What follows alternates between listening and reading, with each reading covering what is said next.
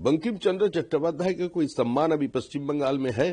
इतना दिन कांग्रेस देश पे राज किया, लेकिन कांग्रेस ने कभी बंकिम चंद्र चट्टोपाध्याय का नाम उठाया? उन्होंने कहा है कि सम्मान नहीं मिलता है पश्चिम बंगाल सरकार से। जब भी बीजेपी से कोई आता है, चाहे अमित शाह जी आए, वो हमें बुलाते हैं, कुशलक्षेम पूछते हैं। किसी बिल्डिंग का नाम भी पश्चिम बंगाल सरकार ने बंकिम दा के नाम पर नहीं रखा। अरे सजल चट्टोपाध्याय तो बहुत दूर का बात है, उसका डिसिडेंट है। बंकिम चंद्र चट्टोपाध्याय का कोई सम्मान अभी पश्चिम बंगाल में है? इतना दिन कांग्रेस देश पे राज किया, लेकिन कांग्रेस ने कभी बंकिम चंद्र चट्टोपाध्याय का नाम उठाया?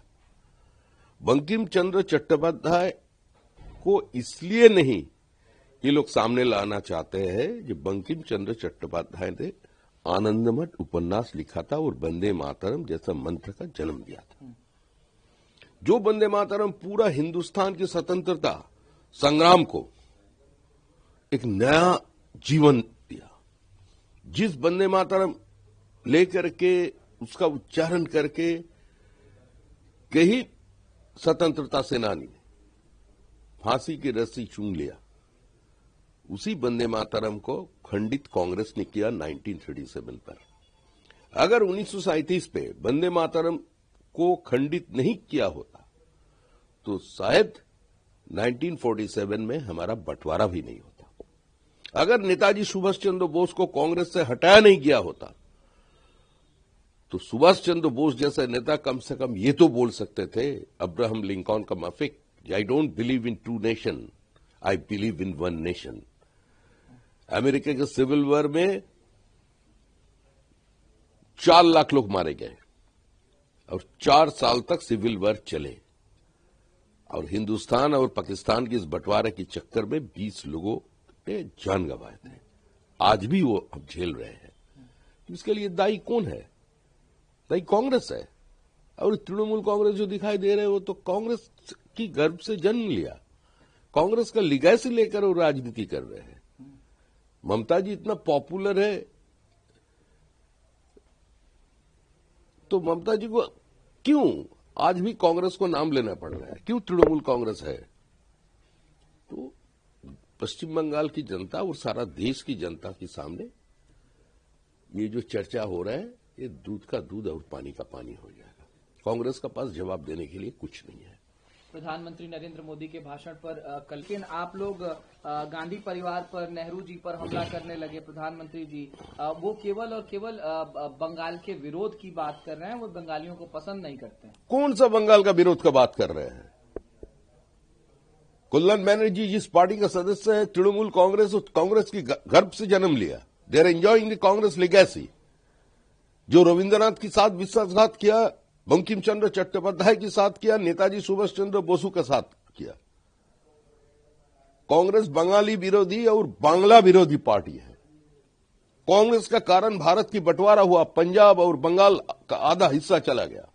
कभी इन्होंने सोचा जनगण मन अधि लेकर बात करते समय कि पंजाब, सिंधु, गुजरात, मराठा, द्राविड़, उत्कल, बंग गाते तो है, बंगाल का आधा नहीं है, पंजाब का आधा नहीं है और सिंध तो पूरा ही नहीं है।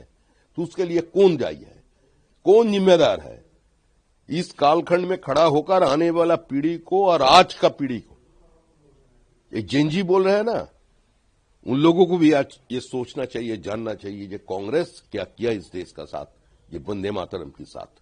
और पूरा नेहरू परिवार जो भारत की मसीहा बन गए थे, इस भारत की गठन में, इस भारत को तोड़ने जोड़ने में उसका भूमिका क्या था, उसका ऊपर चर्चा होना चाहिए।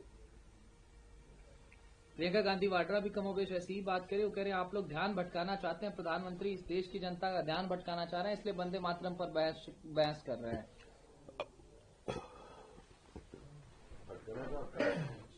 प्रियंका जी और प्रियंका जी का पार्टी तो बहुत बड़ा बड़ा चीजों के ऊपर ध्यान आकर्षित कर रहे हैं।